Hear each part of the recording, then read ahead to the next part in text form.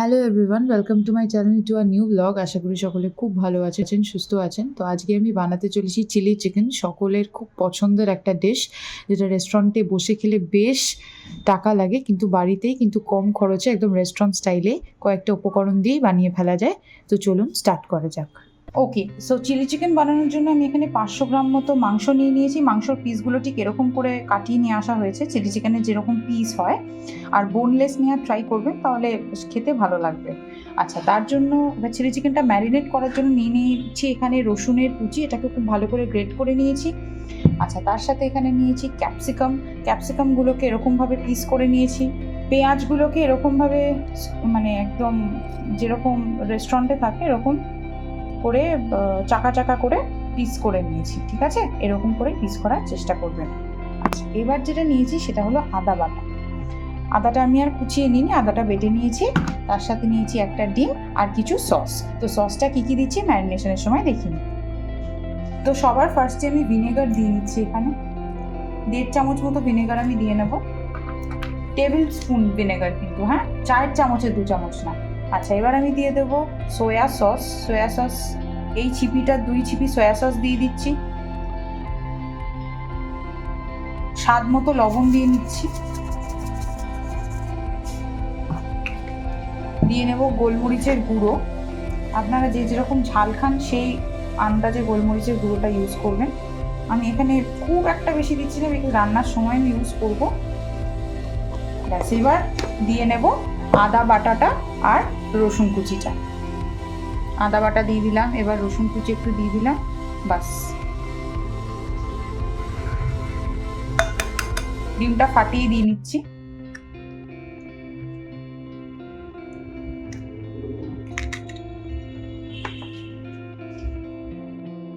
ভালো কালারের জন্য এখানে দিয়ে নিচ্ছি অল্প করে রেড চিলি পাউডার। এটা কিন্তু টোটালি অপশনাল, আপনারা চাইলে স্কিপ করতে পারেন, কিন্তু কালারটা ভালো হওয়ার জন্য দিলে কিন্তু মন্দ হয় না। সব শেষে দেব কর্নফ্লাওয়ার। এটা কিন্তু দিতেই হবে, হ্যাঁ, এটা কিন্তু কোনোভাবে মিস করা চলবে না। কর্নফ্লাওয়ারটা দিয়ে নিলাম। বাস, এবার ভালো করে ম্যারিনেটটা করে নেব।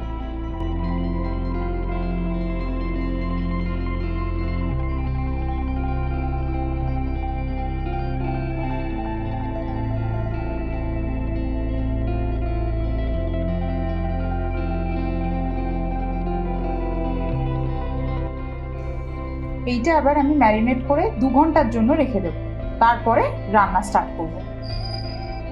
সো আমি এখন একটা সস বানিয়ে নেব চিলি চিকেনের জন্য।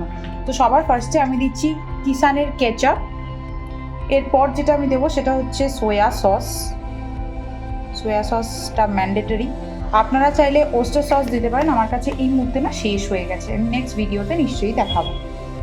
দেবো চিলি সস, খুব ইম্পর্টেন্ট। চিলি চিকেনে চিলি সস না পড়লেই নয়। এখন আমি এটুকু দিচ্ছি, পরে আর একটু ইউজ করবো, সেটা দেখিয়ে দেবো কোন স্টেপে। তারপর দিচ্ছি ভিনেগারটা বিশাল একটা দেবো না, টক হয়ে যাবে। চিলি সস আর ভিনেগারের না রেশিওটা একটু বুঝে দিতে হবে। ব্যাস, 1.5 ঢাকনি মতো দিলাম। এবার একটু মিষ্টি ভাব, মানে এই টকটাকে ব্যালেন্স করার জন্য দিয়ে নেব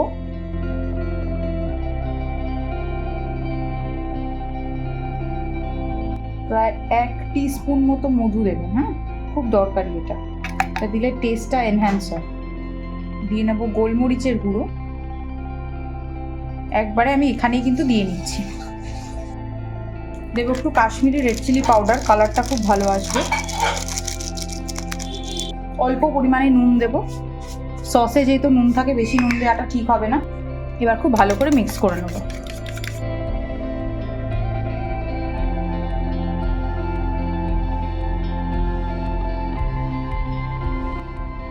সো তেল গরম হয়ে গেছে, আমি সাদা তেল দিয়ে করছি, তেল হয়ে গেছে গরম। এবার আমি ফ্রাই করে নেবো চিকেনগুলো।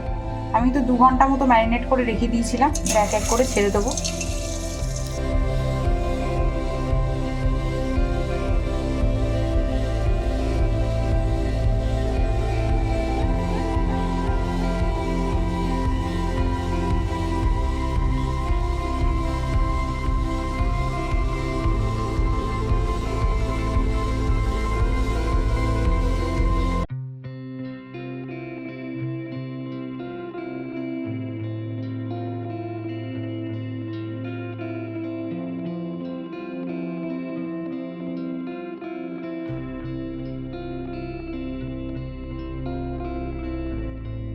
তো ফাইনালি আমাদের লাল লাল করে চিকেন পকোড়া ভাজা ডান। এবার আমি তুলে নেবো, ঠিক এরকম টেক্সচারটা এসছে। এবার চিকেন পকোড়াগুলোকে তুলে নেবো, পুড়ে যেন না যায় দেখতে হবে, বেশি ভাজতে গিয়ে আবার পুড়ে যেন না যায়, বিগিনার্সদের বলছি।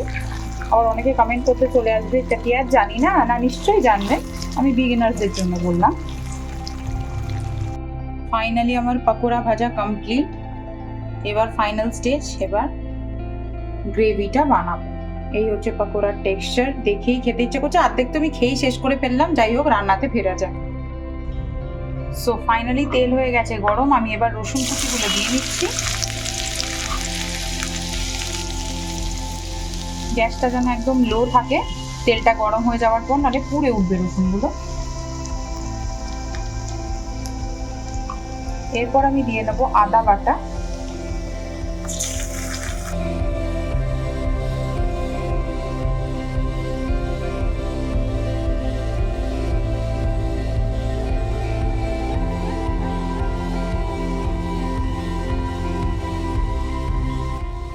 এইবার আমি পেঁয়াজগুলো যে কেটে রেখেছিলাম সেগুলো দিয়ে দেবো।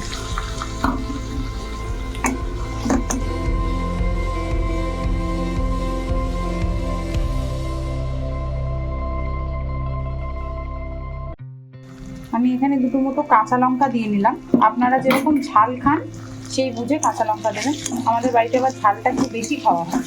এবার আমি ক্যাপসিকামটা দিয়ে নিলাম। এবার ভালো করে সবকিছু আবার ফ্রাই করে নিতে হবে।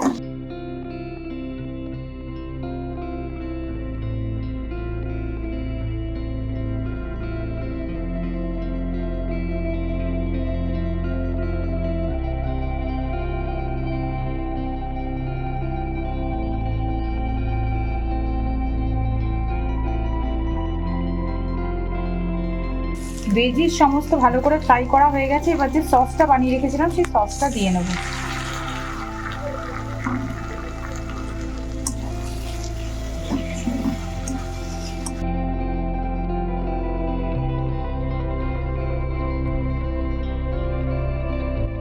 কিছুক্ষণ ভালো করে টস করে নিয়ে তারপরে আমি ফ্রাইড চিকেনগুলো কিন্তু দেবো। আগে খুব ভালো করে একটু মিশিয়ে নেবো, একটুখানি কষিয়ে নেবো।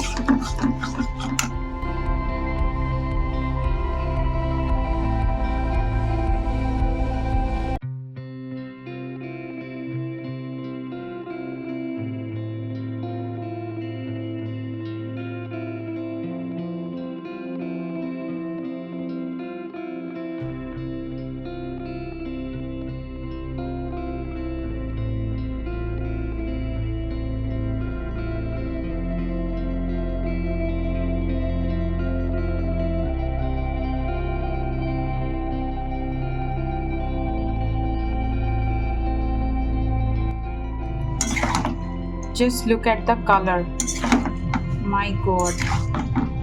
আচ্ছা, আমি কিন্তু এই পর্যায়ে একটু কর্নফ্লাওয়ার মেশানো জল রেখে দিয়েছি, যেটা আমি এখন দিয়ে নেব, দিয়ে একটু ফুটিয়ে নেব, কেন গ্রেভিটা কিন্তু বেশ টেনে নিয়েছে। যদি কেউ ড্রাই চিলি চিকেন আপনারা ট্রাই করেন তাহলে অ্যাবসলিউটলি এই অবস্থাতেই নামিয়ে নেবেন। কিন্তু যদি গ্রেভি দরকার হয়, মানে অনেকে একটু ঝোল ঝোল খেতে তো ভালোবাসে, বা রুটি দিয়ে যারা খাবে, রুটি পরোটা দিয়ে, তাদের ঝোল লাগবেই, গ্রেভিটা দরকার পড়বে। যারা একটু ঝোল ঝোল খেতে পছন্দ করেন তারা একটু কর্নফ্লাওয়ার মেশানো জলটা দিয়ে চেপে ঢেকে রাখবেন। তো একবারে ফাইনাল স্টেজে দেখাচ্ছি। যেমনটা বলেছিলাম চিলি সসটা পরে দেবো, তো এই পর্যায়ে কিন্তু আমি একটু চিলি সস দিয়ে নিলাম। হ্যাঁ, এবার আমি মিশিয়ে চেপে ঢেকে রাখবো। আর হ্যাঁ, নেবো কয়েকটা গোটা কাঁচা লঙ্কা, এটা কিন্তু মিস করবেন, এখানে কিন্তু ঝালের কোনো ব্যাপার নেই, গোটা কাঁচা লঙ্কাটা দেওয়াই যায়। গোটা কাঁচা লঙ্কা কি করবে, অ্যারোমাটা যেটা হবে দ্বিগুণ করে দেবে।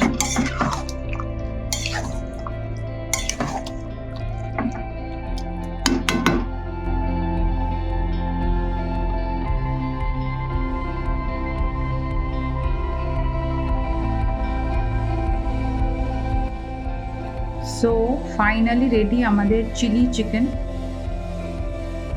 আপনারাও বাড়িতে অবশ্যই এরকম রেসিপিটা ট্রাই করবেন, আমাকে কমেন্টে জানাতে একদম ভুলবেন না। অ্যাজ ইউজুয়াল আমি এক কথাই বলবো, আমার কমেন্ট পড়তে বড় ভালো লাগে, আমি খুব ভালোবাসি। অনেকে অনেক দূর থেকে কমেন্ট করেন, সেগুলো আমি পড়ি।